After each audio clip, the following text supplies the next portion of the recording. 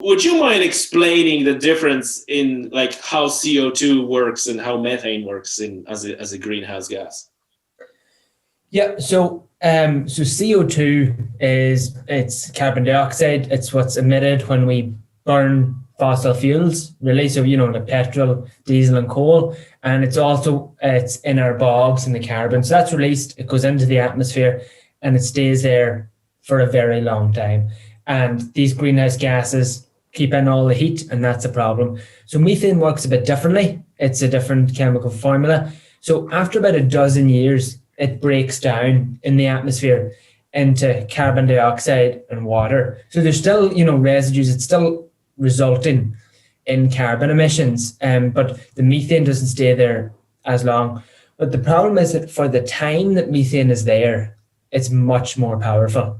So if you have, the equivalent amount of methane as you do carbon dioxide for these dozen years that exists, it's about 80 times more powerful. It is 80 times more warming.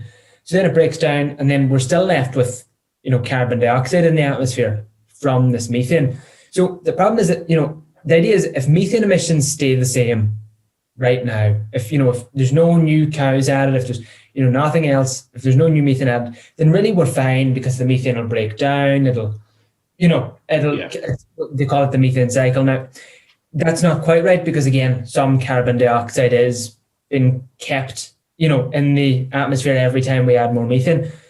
But the key to it is people then say, well, don't worry about it. Don't worry about agriculture. Don't worry about cows. Don't worry about methane. It's not to be considered. Methane emissions are rising. They're rising here and they're rising all around the world. And because methane's so, potent, because it's so strong, we have to act on it. I think what I wanted to get across in the book is these idea of tipping points that, if we hit certain levels, whether it's in carbon emissions, whether it's drying in the Amazon, then we're locking in a lot of warming. So that's why we got to get we got to get a grip on this urgently before we get, kind of locked in to an awful lot more warming. And that's why we got to get a control of methane. Yeah, it's different. They are two different gases. Greenhouse gases puts them all under the same kind of bracket, but they are two different things.